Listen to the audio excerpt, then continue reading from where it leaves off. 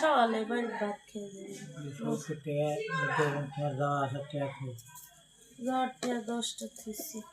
হাতালে 1 minute হলেই হবে।